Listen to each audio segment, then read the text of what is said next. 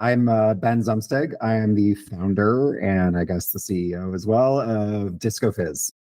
Perfect. Well, talk to me a little bit about what Disco Fizz is and kind of where you guys are located, how you guys get to market with consumers. Yeah, so Disco Fizz is a sparkling, non-alcoholic functional drink that has energy from green tea caffeine, sea salt electrolytes, and flavors from juices and extracts, no artificial sweeteners. We say that we're designed for the dance floor, so I can get into how we arrived at that and where we're rolling out. But we're based in New York, and we launched 6 months ago, and we're rolling out primarily on premise first. You can guess based on the little positioning statement I gave you, but we'll be rolling out in DTC and retail locations later this year. But starting kind of building with the community in on premise. And did I see on your store map a little bit in California as well? We have, yeah, we got a couple just like organic opportunities in San Francisco and LA. LA is actually our first retail placement in Burden of Proof, the non-alc shop down there, which gives us a little bit of a chance to see how it moves and what moves at retail. And we're getting they've been great partners to us. So we're learning a little bit about how things are working in a retail setting versus on a shelf. That's a whole different world. So I'm glad the way you framed that, where you said you're learning, because that's everything is a learning experience right now.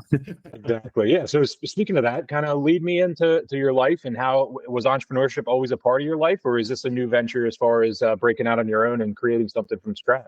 I am a first-time founder. I never worked in CPG before, so this is all new. So it's all a learning experience, as I said. But my background is in brand strategy. I've been a brand strategist on the advertising agency side for 15 years. And throughout my career, I've run the gamut of different types of companies, brands, sectors, sizes. So anything from Walmart for a few years to LabCorp to Ralph Lauren to Four Seasons hotels. It's really all over the place. But over the past couple of years, I have focused in on luxury and premium brands, just because I find it intellectually interesting, and it's where brand really does matter a lot to command price premiums and all of those things. So in that role, I've worked on a lot of beauty with like L'Oreal, Luxe brands, again Ralph Lauren. And also like jewelry, etc. So I really enjoy being a brand strategist. I find it intellectually very interesting, and it's kind of blends business and creativity, because you're dealing with the creative output as well. But my journey to Disco Fizz began when I stopped drinking 3 years ago. Oh man, we're right around. I'm December 2022, man. Oh, nice. I was January 23. So, right. Well, technically, yeah, like New Year's Day, 23. Don't worry. I call it a journey. I don't count my days. So you're good. Yeah. And that was after about a year of like pauses and experimenting with not drinking. And then, just decided I took a year, and then, after that I was like, I'm good. And as I'm gay, and as part of the LGBT community, I still like to be in our spaces, bars, clubs, all those things are very important to our community. And I noticed very quickly that all of this like non-alc stuff that was happening in the world outside of our community wasn't really making its way to our spaces. And I was kind of curious about that, and getting really sick of ordering like, club soda and cranberry or, or Diet Coke or whatever. And certainly like hate Red Bull, all of that stuff. And that was really what we had. That's really most bars, what they offer. Then in parallel, as a brand strategist, I found the emergence of the non-alc category very interesting, because it faces some of the same challenges that other like alternative categories face. I worked on EVs for a while when I worked on Cadillac. EVs are similar I think like plant milks are similar, like these things that are replacing the default in our lives. And I was noticing non-alc making some of the same choices that those categories made early on. And even just not just EVs, but sustainable products in general, which is like starting with the it's better for you argument, or it's better for the world argument. And as someone who had quit already, I was getting tons of like dry January, and then beyond that, just like tons of digital, social, whatever advertising that was saying, like telling me I will feel better if I drink this thing. You know, you'll have a better morning. You'll get the buzz without the booze. You'll blah blah blah blah blah. And I was like, I've already made the decision, dude. You don't need to tell me that. And it felt very moralizing. And I think these other categories have run into that, where like, you know, the Prius was this like very worthy car and was popular because it was, you know, a good car, but it wasn't until, you know, the high-end sports cars, Tesla, Porsche, all of these brands started to say, actually, electric cars can be really sexy and fast and premium, that it became something worth paying attention to, right? Going after the like driving enthusiasts because it has instant torque and better balance, you know, better like weight balance and all of that stuff, right? And then I think plant milks like Oatly also got that right too, where they just kind of like leaned into being this kind of like, we think this industry is kind of bullshit and just going after it, right? And having fun with it versus like, oh, this is so much better for you. You'll feel, you know, like all that stuff. And so I think that a lot of the early entrants who needed to do this because they needed to create the category, not blaming them, really relied on like, replace your alcohol with this.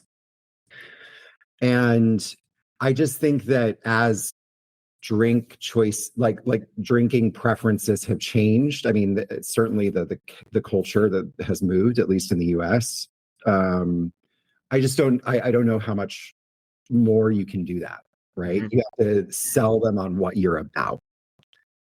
Because, you know, as someone who is experimenting with those drinks, some of them don't taste great. Right. Like, I'm on the record on this show, yeah, jokingly blaming my delayed sobriety because non-alcoholic product didn't taste well until a couple of years ago when I got sober finally. Like, I say it jokingly and I mean yeah, it. yeah, Because I needed, and admittedly, because I needed the crutch. I yeah. needed the bridge. Like, I wasn't able to do it cold turkey and with nothing. Yeah, and I just, but I was never really drawn to like the non-alc spirits. I'm not a beer drinker anyway, so I didn't really love the non-alc beers. And then, you know, as I talked to other friends who are sober and just saw the conversation about non-alc evolve, like there's also the like price premium issue, which is, yes, there are actually some products that justify a price premium because they're de-alcoholizing, so they maintain, you know, I get all of that. But I think especially in like functional non-alc cocktails, RTDs, there is this like, it's just expensive juice problem. And so then again, as a luxury strategist, I was like, that's really interesting, because how do you create a price premium perception with a product that, you know, doesn't have the same function that people are used to? So all of this stuff was brewing in my mind. I was just intellectually curious about it. I was experiencing it. I was experiencing a dearth of it in the places that I spend a lot of time in. And one day in April of 2024, it just went like, why don't you just do it? The name was there from the beginning. Like, I was like, why don't I just create one for the LGBT community and call it Disco Fizz? And I had that idea, having no idea how to do it, like no idea what it meant to create a beverage brand, no idea where to go to get it made, not even really an idea of what the product should be. I just had a brand name and a market, which is not a bad place to start in hindsight. So coming off of that, I did what I know to do as a brand strategist. I did research. I was like, is this a viable opportunity? Is there a need? So I worked with a former colleague of mine who specializes in quantitative research. And we commissioned a study and we bought a sample of LGBT identifying folks, nationally representative, and asked them a whole bunch of questions about their drinking habits, what they like to drink when they're not drinking, what they remember buying when they're not drinking, regardless of whether they identify as sober or not. And I because the research doesn't exist.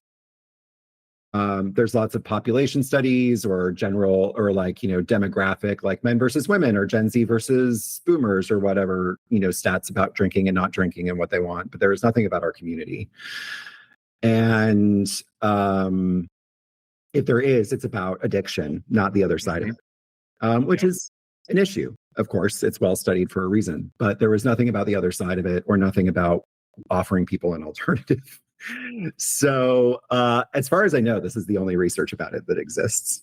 I've been in this industry 22 years and there's never been, and honestly, I'm going to say this because I say this a lot in meetings and people have heard me, slapping a rainbow on something is not the way to get a product to that market. And that's all we've ever done is we as an industry have thrown things, made it pink, made it teal, and slapped a occasionally for a 4 to 6 week or a 45-day cycle, we'll put a rainbow on it and donate to a cause. And I appreciate you bringing that up, and we can talk about where the brand became what it is. Is you're finding a passion point for me, to be honest. Like I'm an ally and a full passion about. I appreciate that, and happy Pride. But we do it to ourselves too, unfortunately. And I can talk about why I stayed with Disco Fizz, because I really didn't, if I was going to do something, I didn't want to slap a rainbow logo on it and say it's just for us, right? So we can get into that. But we did this research, and what came out the other end were, frankly, a bunch of different opportunities, but the one that was most interesting to start with, and this is where I started working with a formulator, Leyline Labs. I was introduced to them very kindly by the folks at Dry Atlas. Was this discrepancy between buying a lot of energy or caffeinated drinks, but craving refreshment. So we asked the question in two different ways, like, what do you remember buying? What do you prioritize? And those two things were different. And that indicates to me an unmet need, which is people want, when they're in social spaces like bars, clubs, in-home parties, whatever, that they want a little boost. And often caffeine or some form of energy is the inebriant if you're not drinking, or it enhances the inebriation of drinking. Not recommending that, just saying that that's what happens. People drink Red Bull vodkas for a reason. So caffeine is just a thing that people turn to. They understand, they know. There's a guaranteed result, as opposed to all these other functionals that people don't quite know what really happens and all that stuff.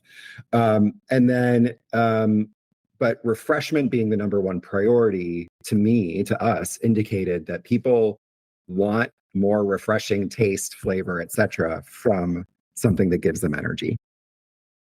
And that started to become a little bit of like, that's interesting. And the analog that the team that I worked with brought me was, even though it's a very, very specific taste, was Club Mate in Germany. How that energizing beverage with a very distinct taste profile became basically the go-to drink of like ravers and hackers in like 90s and 2000s Berlin, right? And still is quite a hallmark of that community. And I found that really interesting. Like, I just found that I didn't set out to make an energy drink for sure. Even when I saw the results, I was like, am I making an energy drink? Oh. And that's where you have to kind of get out of the way of the data and be like, okay, I guess. But what became interesting as we started to work on it was not just that, but also there was in the data concern about caffeine consumption. And so then it pointed to, well, let's not make a Celsius or a Monster level. Let's actually make it more moderate, because people don't need the same amount of caffeine that they're using for a pre-workout when they're just going out for the night, or need a little boost, a couple hours before they go to bed, right? And I see this when I sample with people. They're like, oh my God, energy. And I'm like, don't worry, it's not that much. It's just a little. So the other thing that we did when we formulated was we have created a tiered caffeine system, and it's all quite moderate. So right now we have 30 milligrams and 90 milligrams as our two levels. We'll have one that slots in the middle, 60. So 30 is pegged to diet sodas, diet colas, like a Diet Coke. Coke Zero is around 30. And 90 is pegged to the tiny Red Bull. So 90 is where we'll max out. And that is still half of a Celsius, less than half of a Celsius. Mm-hmm. So we're also kind of capturing this, we saw Liquid Death come out with 100. Like, we're kind of on that road of like, people still like caffeine, just not that much caffeine, mm-hmm. right? And we're seeing that perform well. I think people like that. So more moderate caffeine choice was our other kind of thing that we brought to it. And then all the flavors was just like, we wanted to develop, this team that I worked with are non-alc drinkers and developers. They worked on Gia in their former lives. They've developed some great non-alc spirits and other drinks. And so they developed it like a non-alc, premium non-alc. So it tastes like that. And I also gave them a limit of 20 calories because I was like, not this community. They're used to sugar-free Red Bulls and vodka sodas. We are not going highly caloric. And so 20 calories in an 8.4 ounce is pretty low. And we kept it to 4 grams of sugar. We didn't do an artificial sweetener.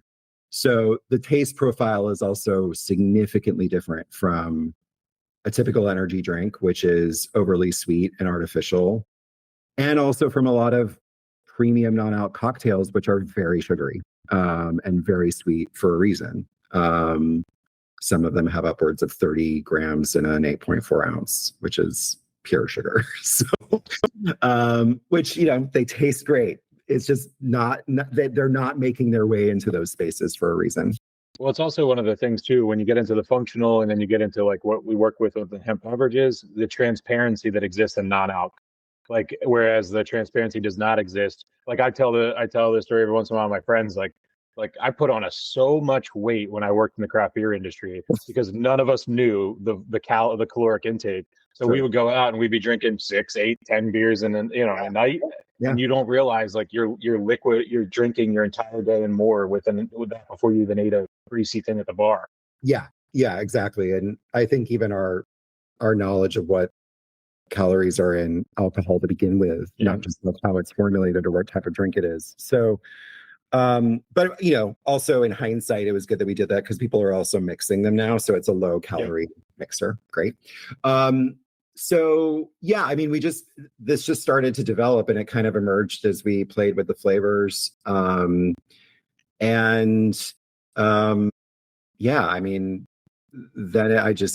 just moved into commercializing it. Like, it was just like, let's just see if this works. Then, to your comment about the slapping a rainbow logo thing on it, I was glad that the initial kind of lightning bolt idea was Disco Fizz, because instantly that took it away from, and again, not criticizing these brands, but it took it away from gay water, gay beer, the kind of, this is only for us, which is great. We need that stuff because, like you said, lots of places, lots of brands just were kind of like doing it for pride and going away. But I could see that would limit your TAM. Mm-hmm. And I get that question too still, but I wanted something that intentionally felt like inherently queer, but not exclusively. And what better way to demonstrate that than through disco, right? Which is like started underground, started queer, became what it is, right? Everyone loves it. So the way that we approached developing the brand was very much with that in mind. There's nothing, it's colorful, but there's nothing, like, oh, here's a rainbow flag, or here's, cliches of what people think the queer community is. But it feels fun. It feels like nightlife. It I love feels the 8.5 ounces too. Like yeah. Yeah, and we developed 8.4 from the beginning. 8.4, sorry. Yeah. We developed 8.4 from the beginning. People really like holding this size. It's easy to hold. I'm gonna feel like Andre the Giant whenever he was a drinker. I'm 6'3", 250, so it's gonna feel fun. Like we'll make a 16 for you. the big boy phase. But yeah, and then this was like the first real test of the brand, actually, because we had to make it, as you know, the lead times are crazy. So we had to finalize the brand just as we were finalizing the identity. And it turned out really well. And we found a great can printer, so we have this like cool matte finish on it, and it nice. I can see that. That's a really good addition there. That's a premium call right there. Yeah, it feels nice to hold, and then the aluminum coming through, so and you go all the way to the rim too. Nice. All the way as much as we can. Yeah. Yep. Yeah. Yep. And texture on it as well. Yeah, I mean the matte gives it a bit of a texture, and then the matte combined with like the bare aluminum gives it a bit of a tack. Oh, you went bare aluminum. Nice. I love when that's done. Yes. Yeah. So everything other than the UPC is all negative space. Perfect. Negative space punched out. I love it.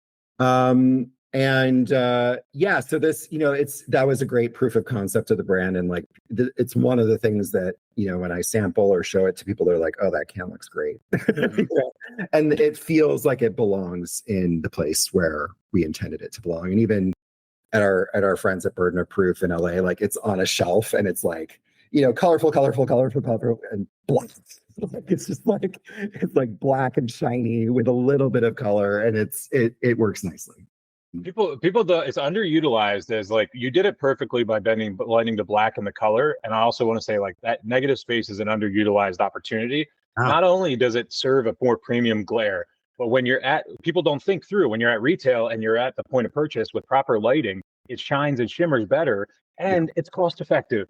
It's not an extra color in your print. No. One of the things I think too, I'm excited about what you did was a lot of people went the white route, or they went uber color, and not many people went the black route. So I was really excited when I saw your booking and I pulled up your products and stuff like that. I was like, this is cool. Like this is a really cool way to go about it. I love when people, obviously my business is called FreeMind. I started in 2008. I'm a nonconformist person, and I'm a very inclusive person. I love when people zig when everybody else is zagging. I mean, I'm glad you noticed that. I've noticed a few other like black. I mean, like Q mixers plays in black a little bit. I mean, Liquid Death has it to a degree. And I've noticed a couple other brands that moved. They did it after they won the white war. Yeah. I mean, I definitely, as we develop the brand, a lot of the space, probably because they're dealing in like functionals, like ashwagandha and lion's mane, they go to this dreamy, colorful gradient world, which again is like great for that need if you want to be like chilling out on your couch, disassociating with Netflix or something. But doesn't really fit in when you're like, under a disco ball. And that's the other thing is, it's like when I say my criticisms of other things, I want the audience to also understand, whether you're listening or watching, I'm not disparaging, and nor are you disparaging those brands. What it is it's go back to what I just said about FreeMind. Everything needs to be represented. And just like go back to the rainbow. Every rainbow is a different color. Everything needs to be represented, because if everybody comes out with Grateful Dead and tie dye and hippie culture, then that's what the category becomes. Yes, it's necessary for every color to be represented and every design to be represented to create a category. Yep, 100%. I mean, as a brand strategist, when you said zig when others zag, like I like in my job, I work for an advertising holding company, but I work with BBH, which is the agency whose founders coined that term. Brand distinctiveness. And I did not know that when I dropped that punch. Yeah. maybe they made it their thing, but they have this whole thing about the black sheep and whatever. So purple cow. Yeah. So, but brand distinctiveness is a thing. every brand in super crowded categories has to aim for it, and they have to find a way to be different, not just in their product, but in the way that they show up in the world. I mean, as a brand strategist, that's what I always advise clients to do.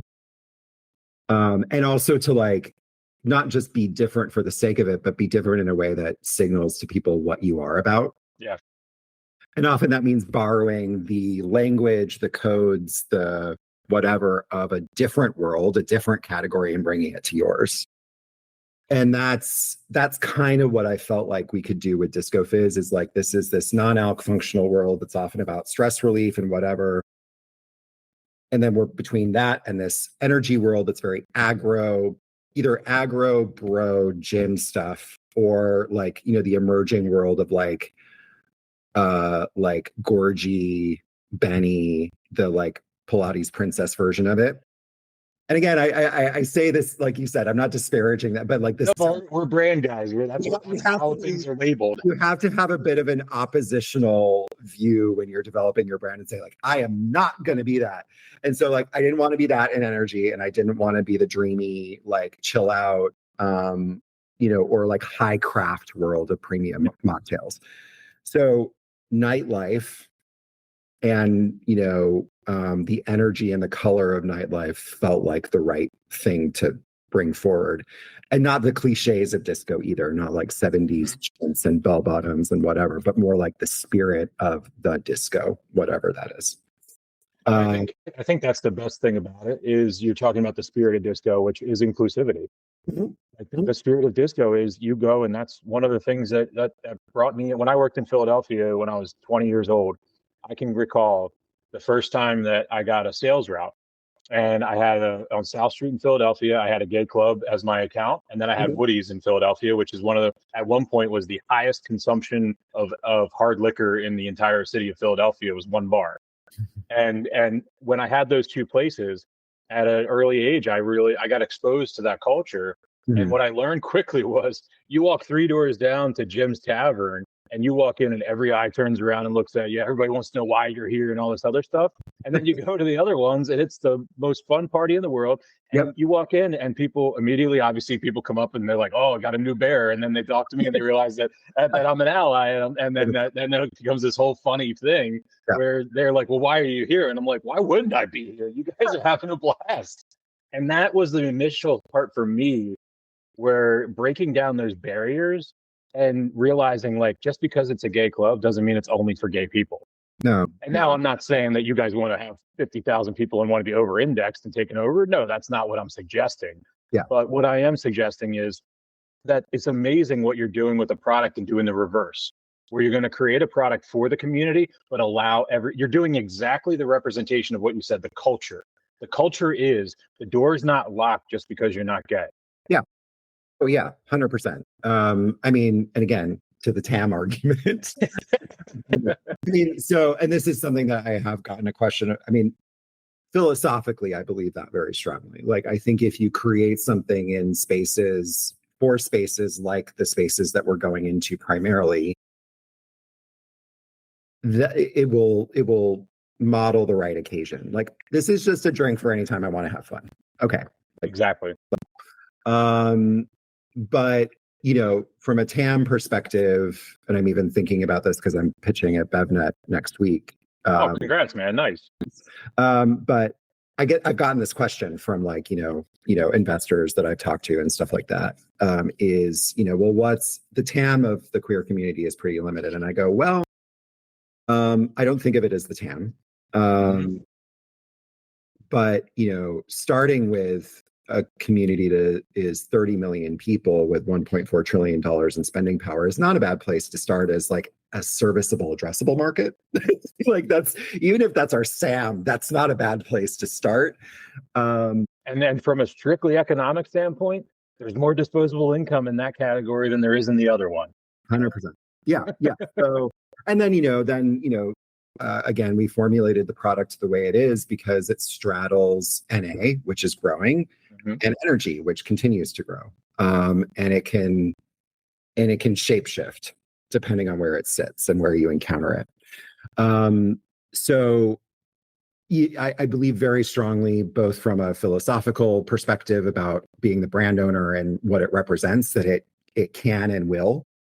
Though we're being very narrow about it right now, like exclusively sponsoring LGBT events and all of that stuff to get it in with the community and get them behind it, get our advocates. But, we're saying yes to things that aren't queer. Like we're doing an event this weekend with Bright Night Social, who, built a lot of, sober partying in New York. And that's just at McCarran Park House. It's like anyone is welcome. So it's like, great, super. But you have to build your ripple somewhere. And it's the same thing as any other brand in the macro market. You have to start with your home base. Yeah. And if your community isn't gonna grab it, then that's your biggest research indicator that the greater community is not gonna grab it, or it's the reverse. Yeah. You have to be for someone, otherwise you're for no one. And I want to also say that I in today's world, especially in 2026, having a product with a principle is what I believe firmly is going to be the success. And having a brand that has a face behind it and you doing things like this, that's the difference. I really mean it. And I'll take this, I'll leave this in or put it off, whatever you want. But in between now and BevNet, if you need anything to prep for those, I've been through many of those, not presenting, but on the audience side, as well as the judging side on other versions of it. Between now and then, if you want to run a pitch through or anything like that, I would gladly clear my calendar and help you rehearse or anything like that as well. I'll probably take you up on that because I mean it because it's I've seen them. I've watched a lot of them. I used to know those guys. I started out in the industry with the media stuff at the same time. So there's BevNet guys and I started FreeMind the same exact year, and we ran the conference rooms floors together, traded the interviews with each other, and just swapped mics. So it's exciting. I think we have a good story. I think what I've noticed, and again, this is a bit of a tangent, but what I've noticed from a lot of the winners is that they have a very clear idea of who they're for. Yes. That matters more than the scale they've achieved or anything like that. And we are quite small. So, I feel confident that we have like actual insight about the target.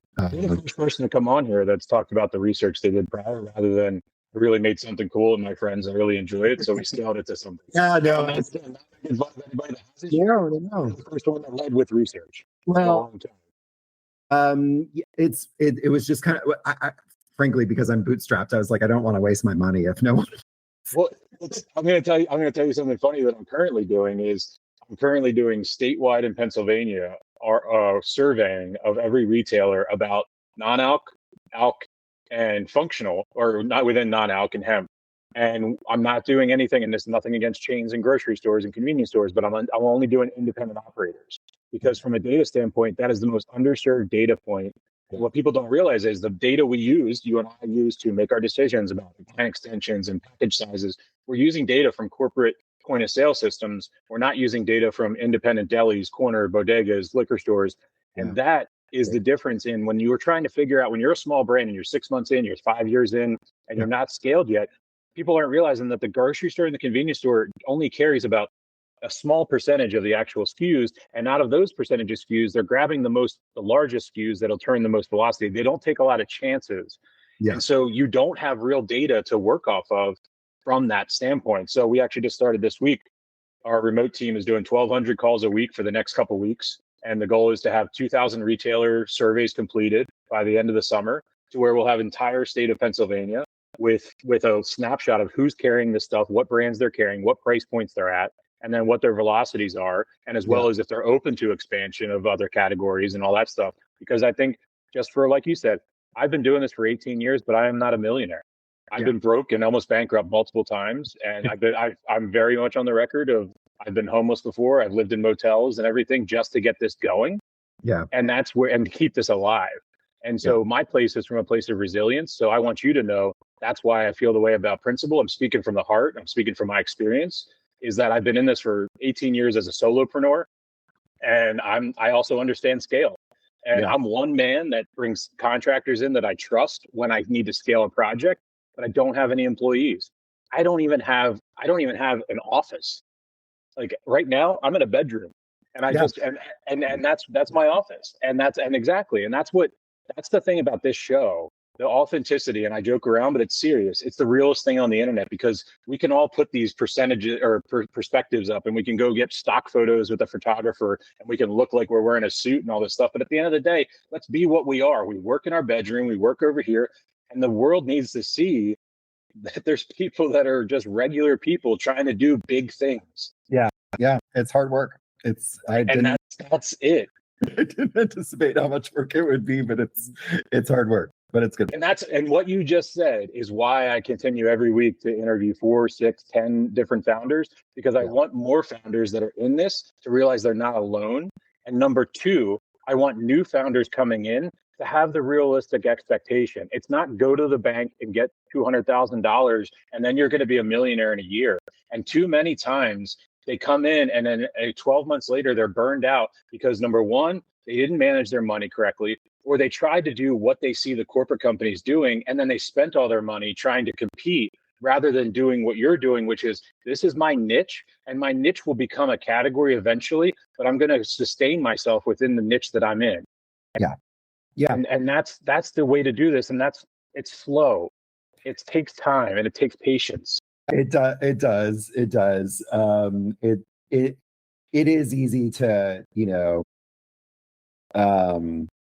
it's very easy to compare. I mean, not even against like the big corporate players, but just like other, I guess not even unicorns, but just the big case studies in non-alc, and be like, oh fuck, And that's exactly it. Yeah, from a research and case study, that's what's put into our heads because that's what's available and that's who participates. So yeah, we're all zigging and zagging and we're all trying here. And I appreciate what you're doing. But real quick, before we keep going on this one, I know we have about 10, 15 minutes or so. Yeah. Let's talk about your story as an individual.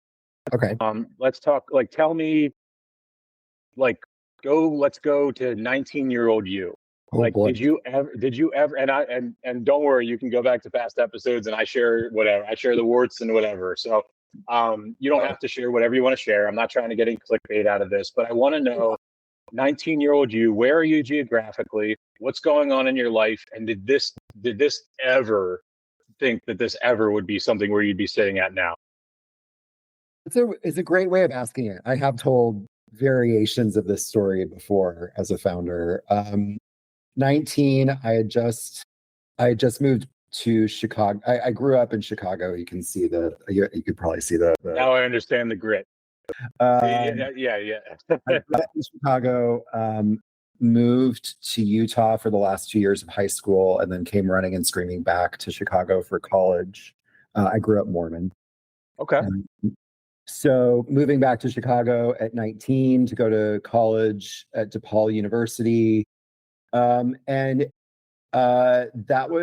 It was a really interesting way to go to college because in DePaul is in Lincoln Park, which is a hop, skip, and a jump from Boys Town and the gay bars. And my buddy Will Reiners went to DePaul. Yeah, I heard some stories about DePaul. Yeah. Promptly, yeah. And under the radar drinking school, because also like for the straight kids, like Lincoln Park is like the place. Yeah. So I promptly got a fake ID and started going out to the Boys Town bars at 18, 19. And on the drinking side of things, very quickly learned that, part of the rite of passage in our community is to be in these bars, be in these spaces and drink. And this was before the grinders of the world and all the digital technology that allowed us to connect more instantaneously. So bars were really the place that you went to meet people. And I was both leaving behind Mormonism, which is famously anti-alcohol. So I was kind of rebelling, and also going to a community where drinking is really central to the social experience. And Chicago is a drinking town. So I just got thrust into a world and started drinking a lot and really felt that to drink, I had to belong. Or to belong, I had to drink. And yeah, I definitely had some trial and error with that. But I have said before that that's where my disordered relationship with drinking began, was like this very, very like I'm not this thing that I was raised with. I can drink. I'm free to, and also I need to belong. So that I would say that was formative in my attitude towards drinking now, and also why I don't believe that like Disco Fizz is not an anti-alcohol sober brand, right? Like drinking is central to our community for a reason. It helps us bond, it helps us commiserate, all of those things. So I'm not going to shame people for that. So there was that brewing. But also, if you ask professionally, could I have ever imagined that I would have done this? I don't necessarily know if I had entrepreneurialism in my sights, but that was when my like interest in brand became a thing, and it was very like Tom Ford at Gucci. Like this was, they're trying to resuscitate it now, but like that was the era. This is early 2000s, and I remember being this like bored kid at college. So we're the same. We're the same age, man. Yeah. What year did you graduate high school? To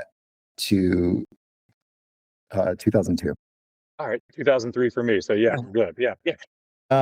So being a kid, like looking at style.com when it was a thing, and seeing like the Gucci shows and watching like the really grainy videos that were available then, and just being like so amazed by like the ability for a brand to create a mood and a world and evoke emotion and provoke emotion. And I was just like, I want to do that.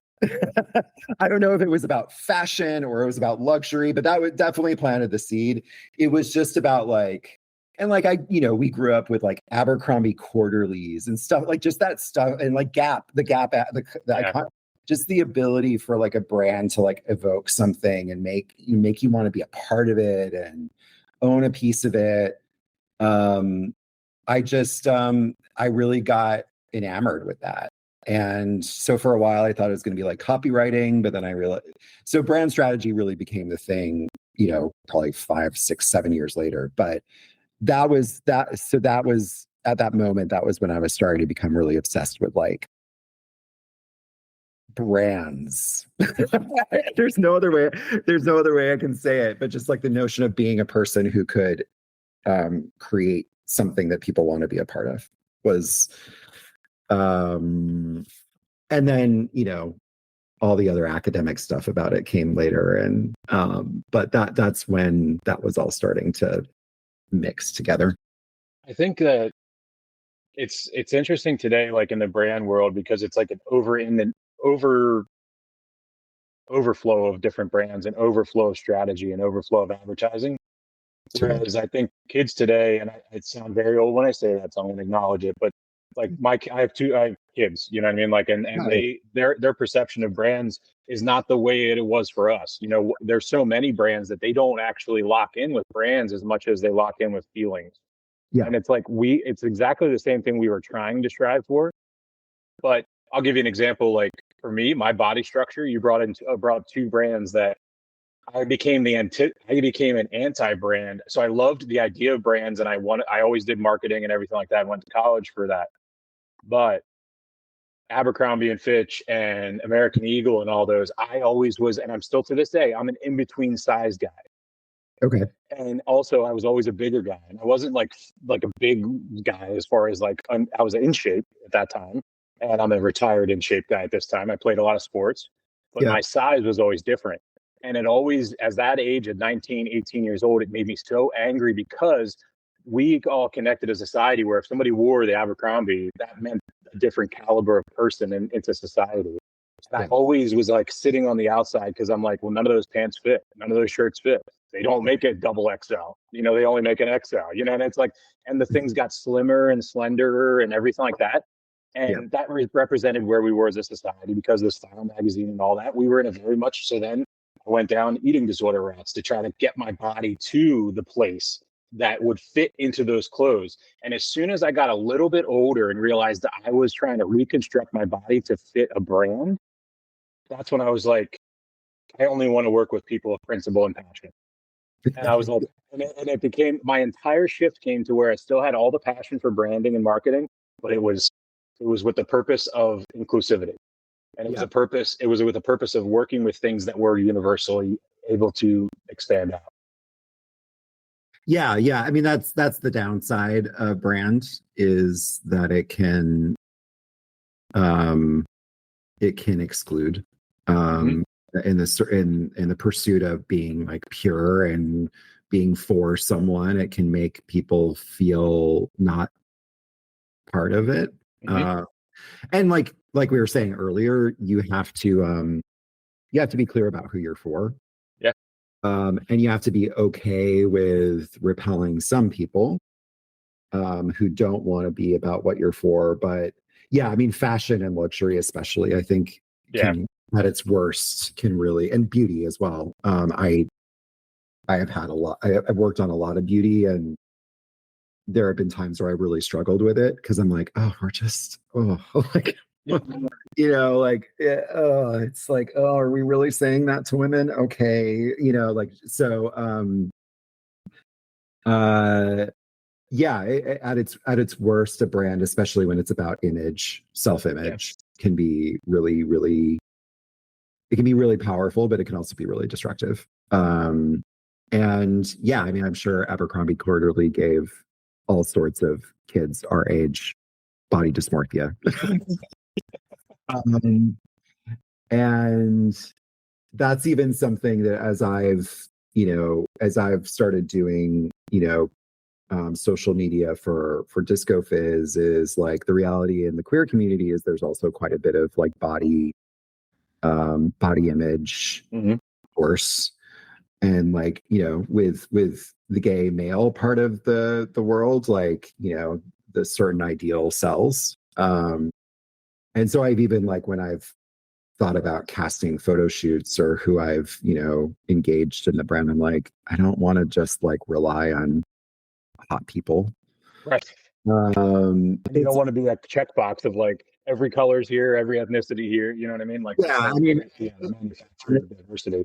in our yeah tokenized, right, and Yes. especially in our community, transgender representation Mm-hmm. too, which I'm glad that we have in an authentic way.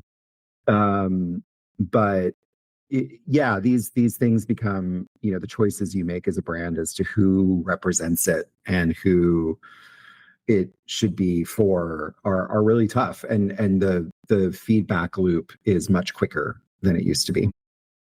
Yeah. Like to a detriment and a positive at the same Yeah, time. yeah, I mean, you can take something down quickly, but it can also metastasize in a way, and Yeah. so it does.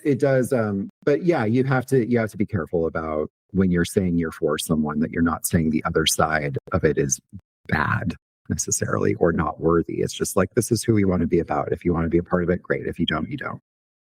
What I'm Um, gonna do is I'm gonna rush this edit because okay. you have your shoot you have your Bevanet thing coming up. So I want to Okay. release this. I'm going to release this before so that you have something when you're on the floor. Oh, I That appreciate because I come from also the business development side of everything, being a solopreneur, and it's always nice on the floor of a BevNet or any of those trade shows to have something you can quickly send the link out to people. I Be like, really, oh, you want to know more about me? Here you go. You I know what I really mean? appreciate So I know the dates of when that's happening, and it. I'll kind of do that. What I also want to tell you after all that and everything like that, by the end of the summer, so we're going to start doing some roundtable type of stuff where we might bring another brand in and we talk about different things like that. Cool. So I want to bring you back. I really appreciate your perspective. And I Yeah. really appreciate, I say this every time. So, I appreciate the cojones to like come on without prep because that's something that a lot of people don't share, and I try to reiterate it. And I want people to understand. There's a lot of people that don't come on the show because they want to meet prior, they want to have questions in advance, and that's not what I do, and that's not how I've ever done anything. Because I believe that in the spontaneity of authentic conversations is where you get the truth, Yeah. Yeah. and not from a clickbait type personality or anything like that. It's more or less like I want people to be comfortable in a space to share their story and share Yeah. their intentions for the world. So um, as we kind of wind down on this one here in the next couple minutes, kind of closing out, reiterate to everybody if that's listening, kind of where to find you on social media, where to find you on LinkedIn, And then I'm going to send you an email later today to schedule a time to do any open-ended any rehearsals you might want for your BevNet. I'd love to be able to support you in that because I know that's more nerve-wracking than getting ready for a podcast. So. Yeah, I haven't, the nerves haven't fully hit yet, but I'm sure they will. I tell you what, if you act like you just did just now and treat it like you just did, you're going to nail it. And right. I mean that, like, seriously. So yeah, Disco Fizz is available primarily on premise right now in bars and clubs in the New York City area. We are also going to be available online very soon. I think I can share this knowing that it'll be live by the time you release this. We're part of Paris Hilton's Pride shopping guide, so you'll be able to get a 4-pack on her shopping guide. The proceeds go to her impact fund, so it's for a good cause. But we'll be launching our own DTC later this month in June. Retail stores later this year. You can find us on Instagram at @drinkdiscofizz. Search Disco Fizz on LinkedIn, discofizz.com. And you can just email me, ben@discofizz.com, if you're interested in talking to me. Awesome, Ben. And that partnering with Paris Hilton is perfect, man.